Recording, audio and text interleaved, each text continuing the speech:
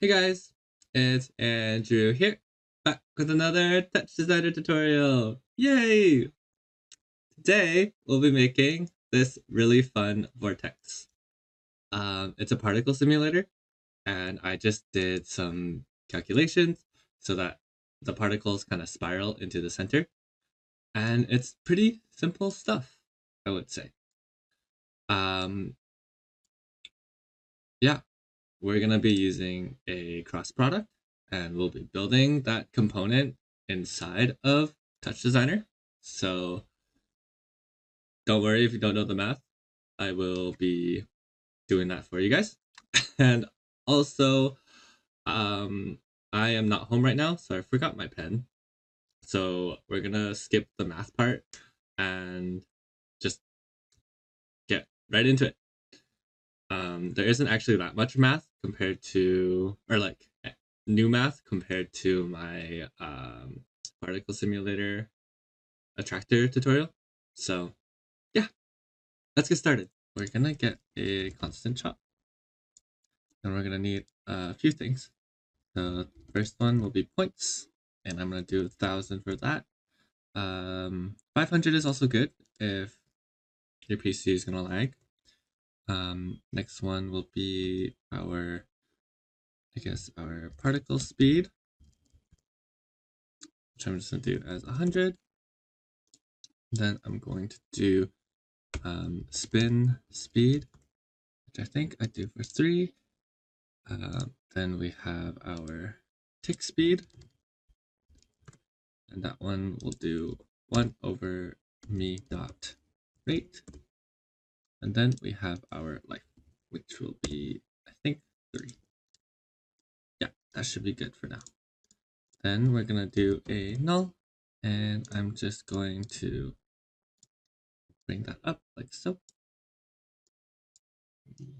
And we'll be using that for the rest of the patch. Okay, so to start, we can get a noise, and we're going to make a feedback loop so that we can see our particles. So in my noise, in the common tab, I'm going to change my resolution to be 1000 by 1000, and then I'm going to change my pixel format to be 32-bit float RGBA. Then in my noise, I'm going to drag this period to be 2, my amplitude to be 2, and then I'm going to turn off monochrome. We can play around with this later, but for now, that's good. Then I'm going to add a null. I'm going to call that start. And then I'm going to add a feedback and then a keyboard in chop, just like so, and drag this onto my pulse. Then I'm going to add an add function and then another null, and then I'm going to call that end, like so. From there, what we can do is we can actually add another null right here, and you can call this view or whatever. But what we want to do with this one is we want to turn on the display, and that is really bright. So what I want to do is I want to get rid of it and just move it to the side. So the way that we do that is we can split the pane up here, and then I'm going to drag this all the way over here, and then in my drop down menu, I'm going to go into top viewer like so. And then in my display, by right clicking, right, I can get to turn off my backdrop tops. And there we go. Now what we can do is we can go into here and we can right click and we can press view as points like so. Great. Now it's not here, but that's okay. We can right click and then you can press home all like so. And then we might want to turn off adaptive homing. If that doesn't work, press Q. And there we go. Now we have a nice view of all of our points. So fun. Okay. Now going back, we're gonna add a simple movement to our feedback loop just to ensure that it's working. So I'm just gonna grab a constant. And then with that constant, I'm just gonna do 1, 0, 0. And then what we can do is in our output, we want to do set resolution only. Then we want to grab a math. And with this math, we want to go into the multi-add, and we're going to just drag this particle speed onto our multiply, and we're going to do 1 divided by the particle speed, like so. And it should be moving when we drag this. Amazing. So as you can see, it's slowly moving in the X direction, which is great. That means our feedback loop is working. And now we just need to figure out a way to return them back to the beginning. So this next part is based off of Supermarket Salad's particle life component. I'm just going to make a simpler version. If you want to check out his video, it's great. He also just has a lot of great tutorials on particle systems. Definitely explore that. Okay, so to get started, what we're going to need is I'm going to select my feedback, and I'm also going to select my start. My select, what I can do is I can grab 3 things: a constant, and this one I'm going to set as like this. So I'm going to drag the tick speed, and then in here, in the second part, I'm going to drag my life, and I'm going to do 1 divided by life, like so. And I'm going to grab this, cut it, and paste it into here. And then we want 0 and 0 here. And then in our output, we want set resolution only. And then in our pixel format, we want 32-bit float mono plus alpha. Okay, next one that we want is our noise.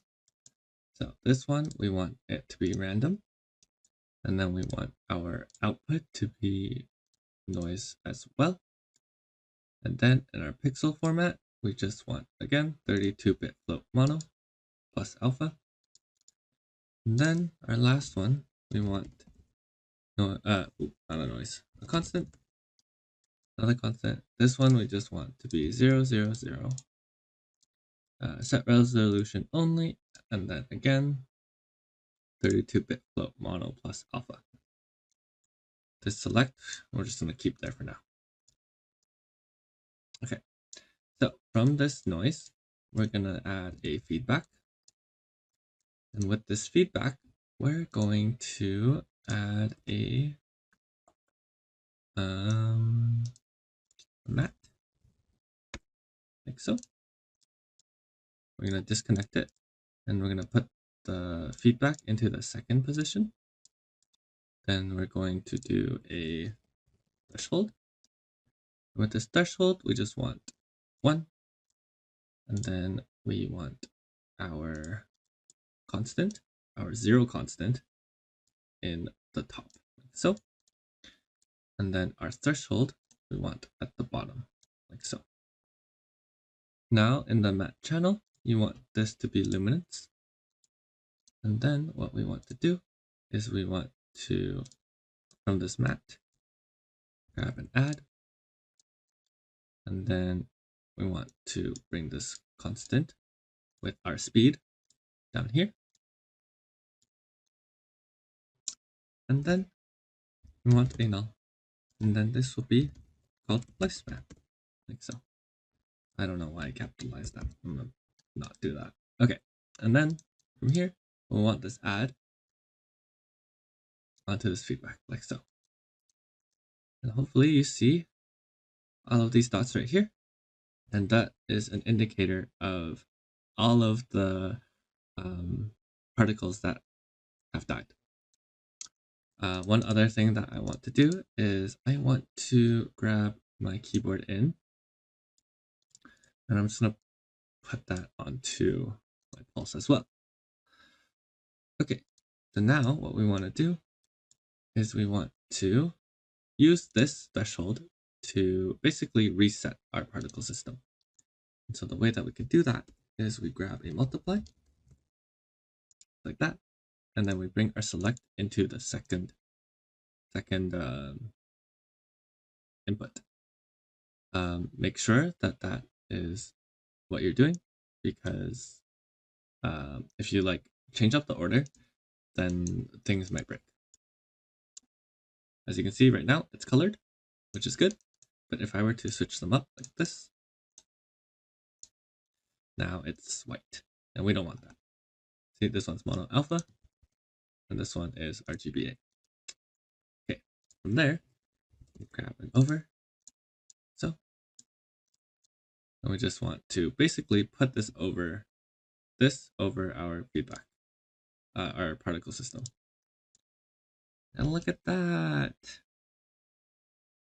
Not very interesting, but it's resetting, which is good. Now what we can do is we can work on the actual vector math stuff. Okay, so to make our actual particle system swirl, we're going to need to create the vectors that will direct our current particles. Right now, it's just telling our particles to move to the right, which is not very interesting. So we're going to do that by first setting this constant to be 0. And then we're going to take that and we're going to subtract that with our current position, like so. And then I'm going to add a null here. Take that down over here. And then we can just call this vector direction, like so. Then what I'm going to do is I'm going to select this, and we're going to be using this to create the rest of the vectors. This right here is like a pulling force into the center, which is 0, 0, 0. And yeah, so the first thing that I want to do though is if you look at the points, they are all over the place, right? And what we want to do is we kind of want to actually normalize it. And what normalizing it does is that it just gives us the direction and the magnitudes are all the same. And the way that we do that is with a simple math. And what we want to do is with our math, we want to just grab the length. We want to mask the alpha. And then in our common tab, we want to change this to be 32-bit float mono. So then what we want to do is we want to go into a comp. And with our comp, we want to set this to divide. And with this divide, we're going to do this. And so now we have our vectors dividing our lengths. But you'll see that this is all gray. So we don't want it to be all gray. We want this to be colored. So we go into our transform and we change the fixed layer to be 1. So now when you look at this, or here, add another null. Now when we see this, you see that all of these points have a sphere, which is basically just like the directions. It like smooths it out into a circle of radius 1. Super neat. Okay, so I'm going to collapse that because we're going to use that later, and I think that this is just a good tool to have. So I'm going to call that normalize v. And yeah. Okay, so now that we have our normalized vectors, we're going to use the cross product to get our spiraling effect. And the way that we do that, well, let's go into our cross product equation first. It's just this right here. So we could say that v is our vector that we just normalized, and then we just have to create a w. And then since we already have our v, you can see right here we have v1, v2, and v3. Think of those as our red, green, and blue color channels, right? Well, now that we have that, well, we can simply just create a constant. And let's just set this to be set resolution only. And we can define this as 1, 0, 0. And so this is our v, and this is our w. Now, the thing that's important is that we have all of them as like one single node, right? So we want to actually take all of them out into their corresponding v1, v2, and v3. And so the way that we can do that is simply by doing a reorder. And so if we want the red channel, we're just going to do that. And then I'm going to set this to be v1. Then we can copy this, do it again. This time it'll be green, like so. And then we can add another null. This is v2. And then we can do another one, which is our last one, like so.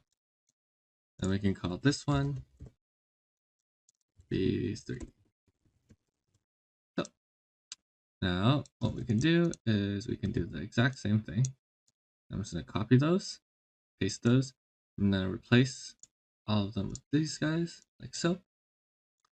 And to make things really nice for us, I'm just going to call these W1, W2, and W3, just like so. Great. So now we have our corresponding vectors so that we can put it into this equation right here. So you'll see that it has v2 times v3, v2 times w3 minus v3 times v2, so on and so forth. And yeah, this is a lot of variables, and so we want to be very organized. And so if you'll notice, we kind of have these 6 multiplications going on right now. And so I just want to first to stay very organized, I'm going to first put down 6 multiplies. 3,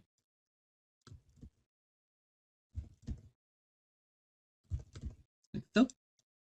And now I'm going to rename these multiplies to the actual operations that are going on. So this is v2 times w3. Then we have v3 times w2. Then we have v3 times w1. Then we have v1 times w3. Then we have v1 times w2.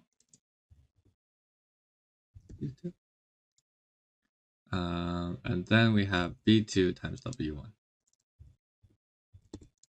And so now that we have this, I think this is really helpful because now we just have to match things up instead of like doing them one at a time. The first time that I was like making this cross product, I kept on getting the multiplication wrong. So yeah, so now we just have to connect v2 with w3 like so. And then we have v3 times w2. Then we have v3 times w1.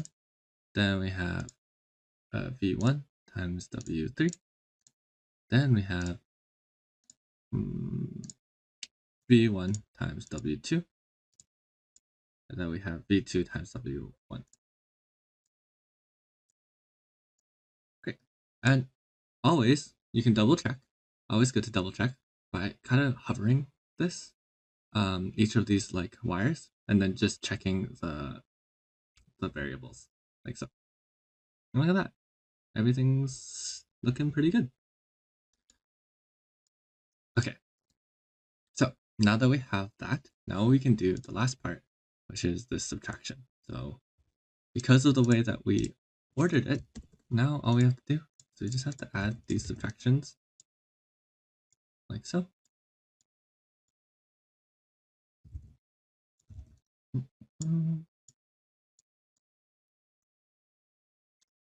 And I'm going to color these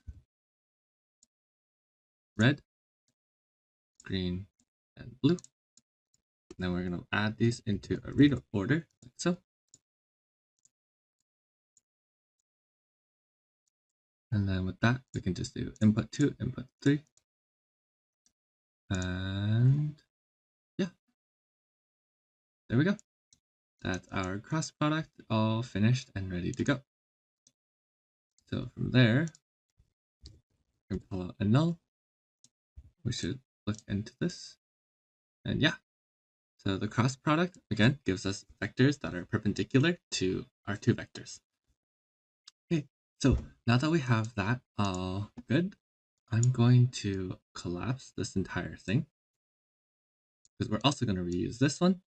And then if this happens where these two are like the ordering's messed up, I would suggest going in here and then changing the ordering. So the connect order right now is 0, 0, but I want this red in to be second, so I'm just gonna increase that to 1. And then there we go, like so. And I'm going to call this cross product. Hey. Okay. Perfect. Okay, so now that we have that, I'm actually going to copy this normalize, and I'm going to normalize my cross product. So, and whoa, look at that. Now they're all on on the edge of a circle. And then what we can do afterwards is we can do another cross product. Exhilarating stuff, I know. So we do another cross product. And this one, I believe, goes with this one, and then this one. Let me just double check. Yeah, okay, that should be good. Okay, and so there we go. I'm just gonna name this force 1 and force 2. And then from there, I'm gonna grab the current positions because we're gonna use that, and we're gonna combine that with our forces and add it with our vector directions to get our swirling effect. And so for the first force, all we really need to do is multiply. It's like so. And then for our second force, we're going to need to get a function first. And in that function, the RGB, I'm just going to do cosine, and then I'm going to do radians, like so. And then we're going to multiply that with our force, like so. Okay. Now that we have those two, I'm going to give myself a bit more room by just dragging this over here, and then dragging all of this into here. And yeah. So if I just add this multiply 3 though, check out what happens. So it's a bit subtle, but you can see that there's a bit of spiraling going on, which I think is really neat. And then with our multiply 2, we kind of get this sucking in motion. Very subtle. So what we're going to do is we're going to bring that back into our constant. And I'm going to add these two together, like so. And then I want to add that to my vector directions, like that. And yeah, then we can just add this one right here. And so it's very subtle still, but if we zoom in close enough, we get a fun little spiral, a vortex. And so what if we want to make this a bit more aggressive? Well, what we're going to need to do is we're going to need to add a constant right after the combination of their two multiplied forces. And with this constant, there is a red channel, a blue channel, and a green channel. The red channel controls how fast everything gets sucked in. So I think I put mine to 15, but yeah, look at that. And then for the green channel and the blue channel, we have the spinning, like so.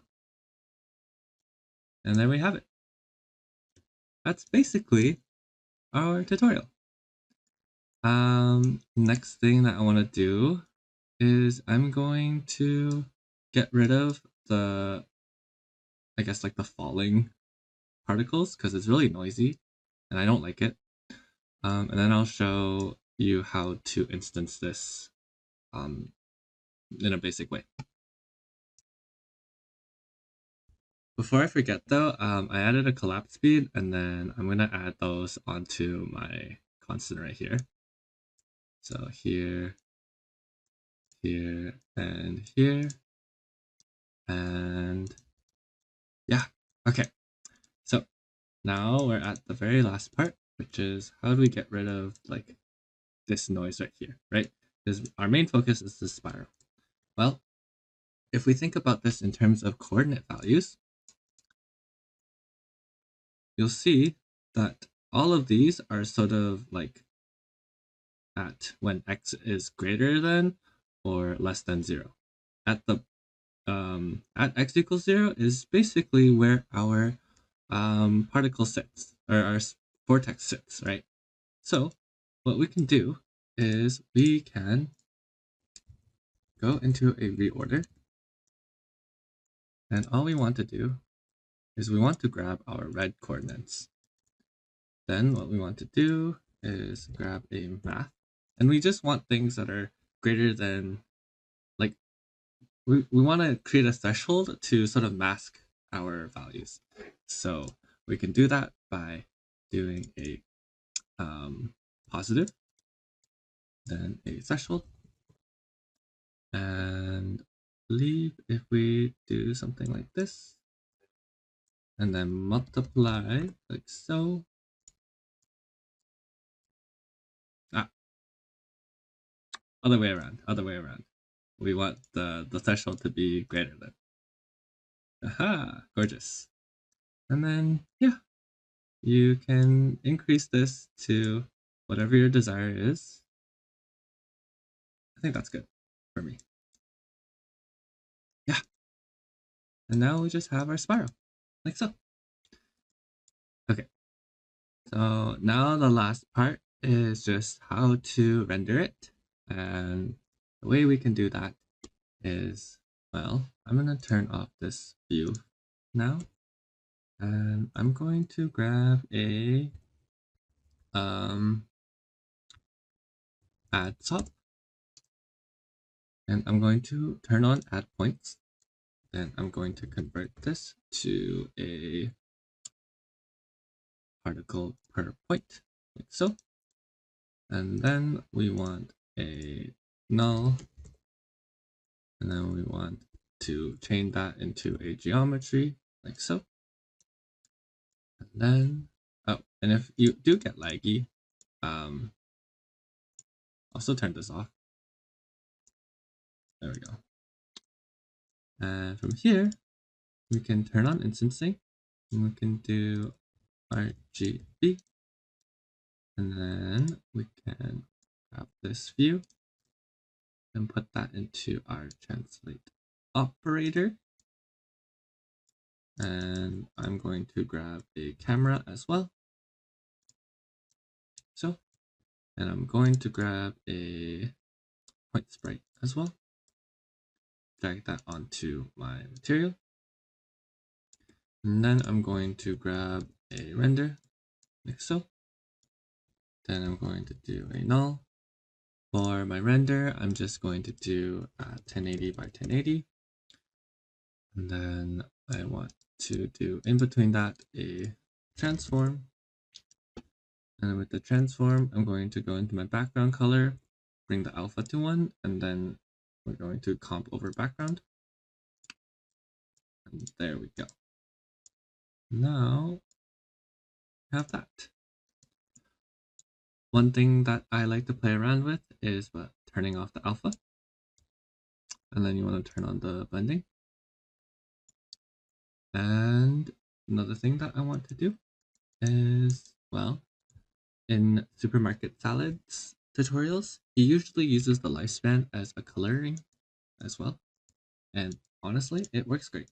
So I'm going to add a null to that. And we're going to put that into our color operator.